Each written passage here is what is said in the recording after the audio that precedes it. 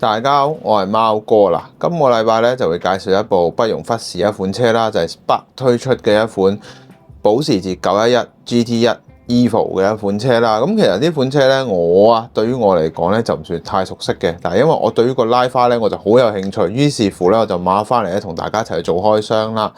咁記得喺影片開始之前咧 CLS 啦 ，and the English subtitle has now available. Please enable the English subtitle feature.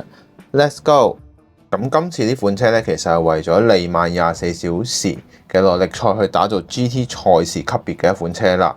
咁喺整個1996年嘅賽季入面咧，曾奪得咗 GT 組別嘅冠軍啦，亦都除咗耐力賽之外咧，更加有 BPR 嘅 GT 賽事咧拎到冠軍嘅。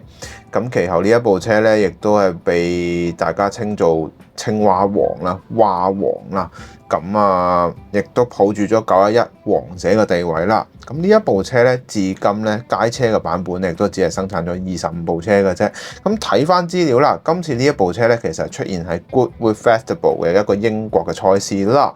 咁非常之特別嘅拉花設計嚟嘅。咁喺性能方面咧，就搭載咗3.2公升嘅水平引擎啦，輸出去到600匹啦，最大扭力亦都去到600牛頓米嘅。咁車身咧就只有950公斤嘅啫。咁成架車咧真係又輕又快啦。咁大致係咁啦。咁我哋講下成架車嘅整體結構啦。好啦，大家已經睇到呢一部車啦。咁其實今次 Spark 咧可以話係進步咗唔少啦，無論係車身以及拉花方面啦。咁呢一個拉花大家都非常熟悉㗎啦。咁呢架車咧其實係出現過喺 GT2 嘅賽車入面，又出現過呢一個拉花啦。咁當時係一部911嘅 Turbo 嚟嘅。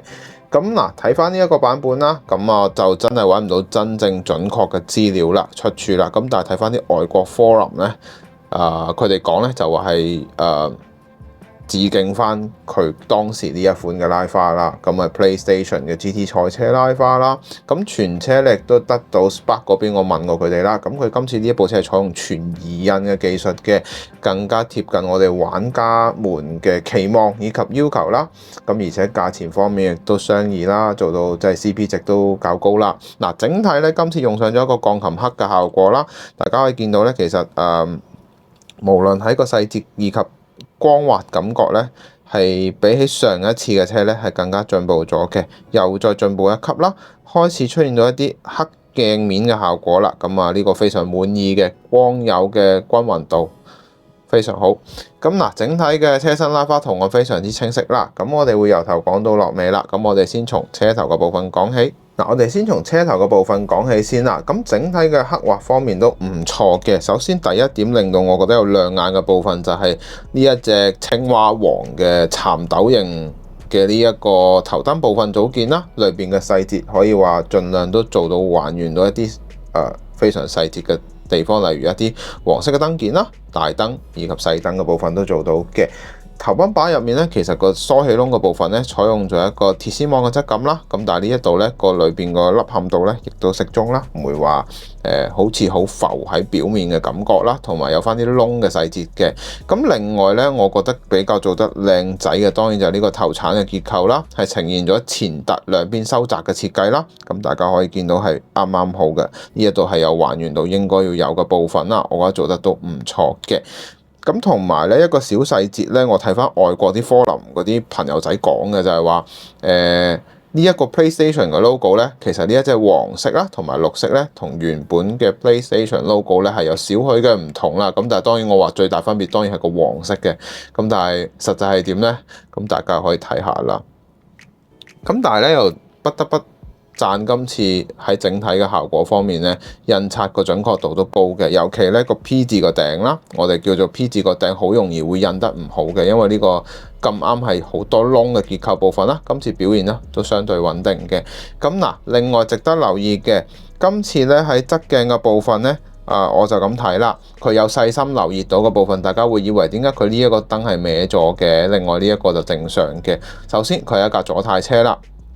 咁呢個側鏡嘅部分咧，佢係有細心留意到，唔係兩個都直巴甩嘅。咁呢一個位置做得非常之唔錯嘅，我覺得欣賞嘅。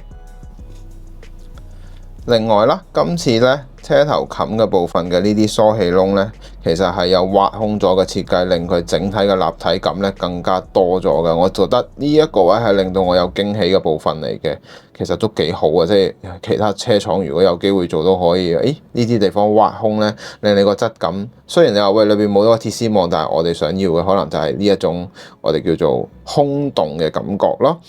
嗱，好啦，我哋又睇下車側嘅部分啦。好啦，嚟到車側嘅部分啦。咁嗱，首先第一樣嘢，大家會有個疑惑，點解佢個車鈴部分咧同真車嘅圖片會有啲唔同，個車鈴組件唔同？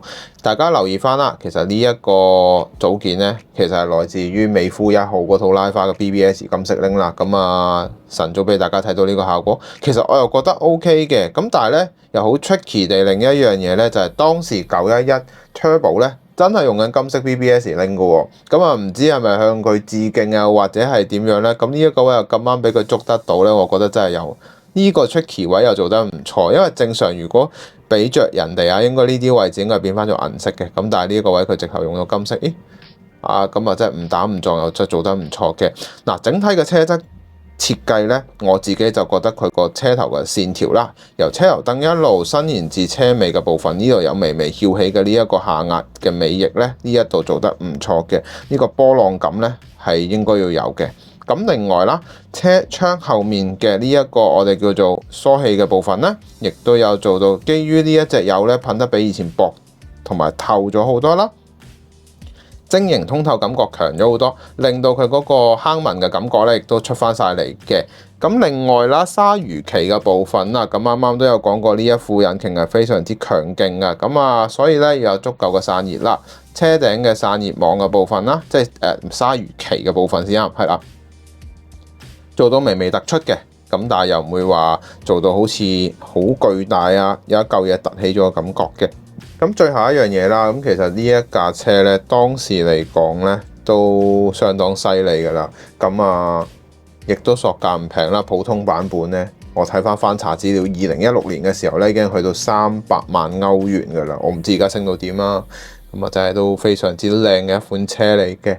咁好啦，我哋又講下車尾嘅部分啦。好啦，嚟到車尾嘅部分啦，首先第一點咧，當然我覺得值得一讚嘅係咩咧？就係佢今次咧喺個塑膠件方面咧，尾翼嘅部分咧，嗰個一致性咧比起以前高咗好多，同埋整體嘅乾淨度係去翻我哋期望嘅嘢啦，做翻我哋想要嘅嘢啦。咁呢一樣嘢咧，呢度咧 Spark 做得非常之好啦，更加貼近翻我哋想要嘅嘢啦。咁整體嘅車尾方面咧，亦都非常特別㗎，因為呢款車咧個尾翼咧係有兩段式嘅設計啦，用上咗一個微微向上翹嘅部分嘅。咁呢一度咧，我自己咁睇啦，都幾正㗎。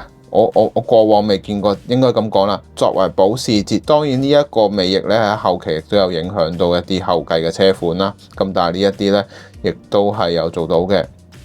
咁喺尾燈嘅結構方面咧，亦都值得一讚嘅。今次 Spark 咧喺裏邊咧，雖然可以遮咗，可以偷工減料，但係佢呢度冇咯，依然又俾足翻你每一點嘅點綴位置又做翻啦。死氣喉嘅部分咧，係今次我覺得比較亮眼嘅部分嚟嘅。過往嘅比較唔工整嘅感覺係完全消失晒啦。咁最後一樣嘢咧，我唔知道呢一嚿嘢咧其實係乜嘢嚟嘅。咁如果有興趣嘅朋友咧，不妨可以睇下。我真係揾唔到出處，我唔知呢嚿係乜嘢嚟嘅。呢嚿黃色嘅嘢，但係咧睇翻一啲真車圖片，大家見到咧佢係有跟足晒俾你嘅。咁呢個做得相當唔錯啦。咁整體嚟講可以睇到當時保時捷對於賽車科技入面嘅一個投入啦。咁都唔錯嘅。咁好啦，我哋睇下內籠嘅部分啦。好啦，嚟到內籠嘅結構啦。哇！終於有機會講下內籠啦。因為過往咧其實都 Spark 咧用上咗拉釘嘅設計，今次居然有用螺絲底咧，咁我真係覺得幾開心嘅。因為雖然啦你會話喂，佢打得開個內籠又做得唔係好夠 detail， 咁我又咁講啦，你就要俾啲時間佢成長嘅。咁但係真係好開心，你終於可以打得開去睇到內部嘅結構啦。咁等大家可以去做一啲修改又好，或者上色嘅部分又好，再精練下都好，都可以係一種唔同嘅睇法嚟嘅。咁喺內部嘅結構方面啦，應該要拆嘅基本上全部拆晒㗎啦。咁我就將防滾架嘅部分咧做咗簡單嘅上色啦，內部亦都上咗白色，中控台部分上翻灰色嘅部分嘅，去迎合翻佢 game 器嘅設計啦。咁座椅嘅結構咧亦都OK 啦。咁啊，而家叫打得開我都已經好開心噶啦，係啦，大致係咁啦。咁啊嗱，希望日後佢喺內部結構方面可以越嚟越進步啦。咁大致係咁啦。咁我哋去講下今集嘅可購買指數啦。今集嘅可購買指數啦，今集嘅可購買指數咧，我會俾佢9分嘅。